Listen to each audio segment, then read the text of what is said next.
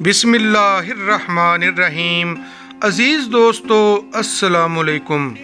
اللہ رحمان جو عزیز الجبار ہیں اپنی مقدس الہامی کتاب قرآن حکیم کی سورۃ بقرہ کی آیت نمبر 58 میں یوں ارشاد فرماتے ہیں، اور ہم نے تم سے کہا کہ اس بستی میں جاؤ اور جو کچھ جہاں کہیں سے چاہو با فراغت کھاؤ پیو، اور دروازے میں سجدے کرتے ہوئے گزرو اور زبان سے حتیٰ کہو، ہم تمہاری خطائیں معاف فرما دیں گے اور نیکی کرنے والوں کو اور زیادہ دیں گے۔ عزیز دوستو، اس آیت مبارکہ میں اللہ کریم نہ صرف انسانوں کی رہنمائی فرماتے ہیں، اس کے ساتھ ساتھ دنیاوی علم میں انسان کے جسم میں موجود ڈائجسٹو سسٹم یا نظام انہضام کی طرف بھی رہنمائی فرماتے ہیں، تاکہ ہم انسان ان علوم کو جان کر ہماری زندگیوں کو درپیش بیماریوں کا مقابلہ کر سکیں۔ سبحان اللہ۔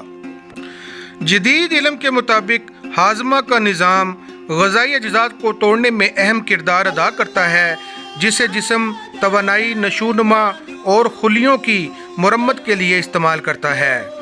غذائی اجزاء کو چھوٹے مالیکیولز میں تبدیل کرنا ضروری ہوتا ہے۔ انسان میں موجود معدہ، سٹومک، پائلورک سفنکٹر، چھوٹی آنتیں، بڑی آنتیں، انزائمز، ڈائجسٹو ایسڈ یا ڈائجسٹو جوسز اس نظام انہضام یا ڈائجسٹو سسٹم کا اہم حصہ ہوتے ہیں۔ عزیز دوستو، آئیے اس آیت مبارکہ میں موجود الفاظ پر غور و خوض کرتے ہیں۔ اس آیت میں ایک لفظ القول کا مطلب کہنا اور کسی چیز کی دلالت کرنا کے بھی ہیں، اور کسی چیز کی تعریف کرنا کے بھی ہیں، جیسے جوہر کی تعریف کرنا، جیسے معدے کی تعریف کرنا، جیسے انسان کی تعریف کرنا۔ اسی طرح ایک اور لفظ ادخلو ہے، جس کا لفظی مطلب داخل ہونا، اور درخت کا اندر سے کھوکھلا تنا بھی ہیں، اور یہ انسان کے منہ سے خوراک ایسوفیگس یعنی خوراک کی نالی میں داخل ہوتی ہے کی طرف اشارہ ہے۔ ایک اور لفظ القریتا کا مطلب منہ میں کوئی چیز داخل کرنا، اور حوض اور پانی جمع کرنے والی جگہ کے بھی ہیں، اور یہ خوراک کا منہ کے ذریعے سٹومک میں جمع ہونے کی طرف اشارہ ہے، جہاں پر خوراک کچھ عرصہ کے لیے سٹور ہو جاتی ہے۔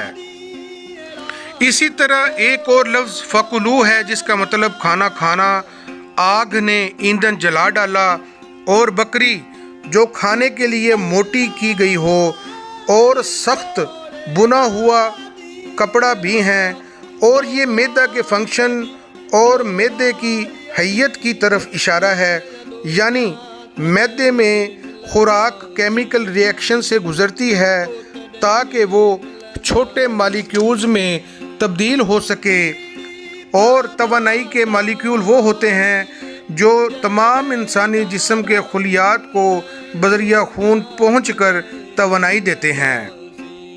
اسی طرح ایک لفظ شئتم ہے، جہاں سے الشیء بنتا ہے، جس کا مطلب کوئی چیز جو موجودات یا معدومات میں سے ہو۔ ایک اور لفظ راغدن ہے، جس کا مطلب ایک قسم کا کھانا جو دودھ میں خرما ڈال کر بنایا جاتا ہے، اور وافر ہونا کے بھی ہیں، اور یہ معدے کے اندر خوراک کے باریک ٹکڑوں کے ساتھ انزائمز اور ایسڈز مل کر ایک لیکوڈ قائم بناتے ہیں کی طرف اشارہ ہے۔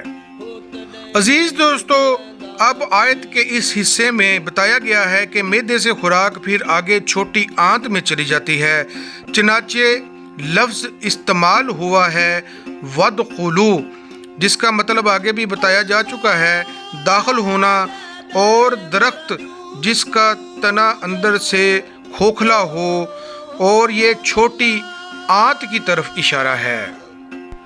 اسی طرح دو الفاظ الباب سجدن کا مطلب ہے دروازے میں داخل ہونا جھک کر عاجزی کے ساتھ، اور یہ پائلورک سپنکٹر کی طرف اشارہ ہے، اور یہ وہ والو ہے جہاں سے خوراک معدے سے چھوٹی آنت میں چلی جاتی ہے۔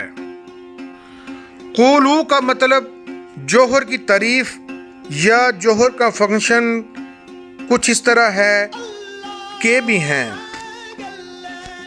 ایک اور لفظ حتتن کا مطلب کسی چیز کو اوپر سے نیچے اتارنا ہے، اور یہ چھوٹی آنت میں کیمیا کی خوراک جو معدے سے چھوٹی آنت میں منتقل ہوئی تھی کا اوپر سے نیچے کی طرف سفر کی طرف اشارہ ہے۔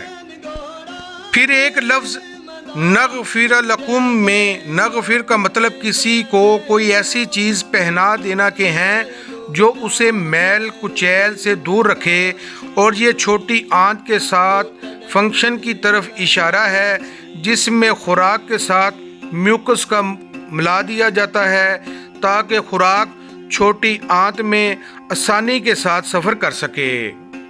پھر ایک لفظ خطا یا کم ہے جس کا مطلب پیپ والا کھانا ہے، اور یہ سمال انٹسٹائن یعنی چھوٹی آنت میں فائدہ مند خوراک اور ویسٹیج خوراک جسے فضلہ کی کہہ سکتے ہیں کی طرف اشارہ ہے۔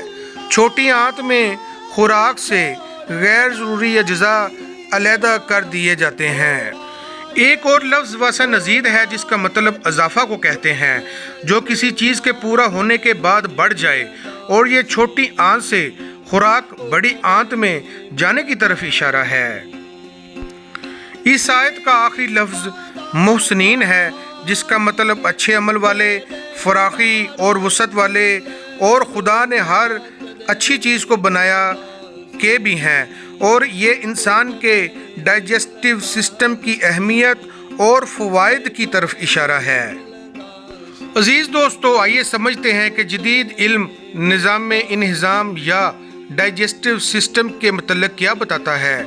خوراک کو مالیکیولز میں بدلنے کے لیے ڈائجسٹیو سسٹم کی ضرورت ہوتی ہے۔ یہ مالیکیولز تمام جسم کے سیلز کو توانائی پہنچاتے ہیں۔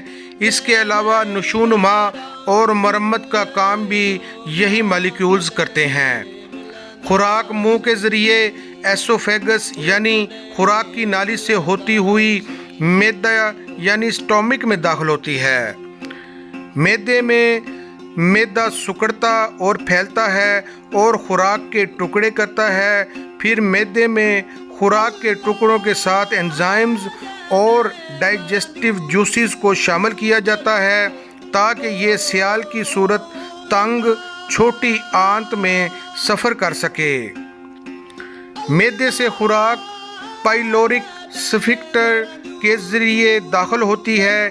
یہ وہ دروازہ ہے جو پٹھوں کی ایک انگوٹھی ہے، اور معدے سے خوراک کیم کی شکل میں سمال انٹسٹائن یعنی چھوٹی آنت میں داخل ہوتی ہے۔ چھوٹی آنت اوپر سے نیچے خوراک لے جاتی ہے۔ اس سفر کے دوران پتے اور لبلبے سے ڈائجسٹیو جوسز اور انزائمز خوراک کے قائم میں داخل کیا جاتا ہے، اور یہاں پر زیادہ تر خوراک نیوٹرنٹ کی شکل میں جذب ہو جاتی ہے اور باقی غیر ضروری اجزاء سے چھٹکارا حاصل کر لیا جاتا ہے۔ چھوٹی آنت سے خوراک بڑی آنت میں داخل ہو جاتی ہے۔ یہاں خوراک اپنے سفر کے اختتام کے قریب ہوتی ہے۔ بڑی آنت خوراک کے غیر ضروری حصے جسے فضلہ کہتے ہیں کو پاخانہ میں بدل دیتی ہے، اور پاخانہ کرنے کی صورت میں بڑی آنت اس فضلے کو خارج کر دیتی ہے۔ چنانچہ عزیز دوستو، اللہ رحمان ہے، کریم ہے، حکیم ہے، اور ہمارا سچا مالک ہے، اور قرآن حکیم سچی کتاب ہے، جزا اور سزا بھی سچ ہے۔ اس لیے گناہوں سے بچ کر اور اپنے سچے مالک کا حکم مان کر ہم اپنی آخرت اچھی کر سکتے ہیں۔ اللہ حافظ۔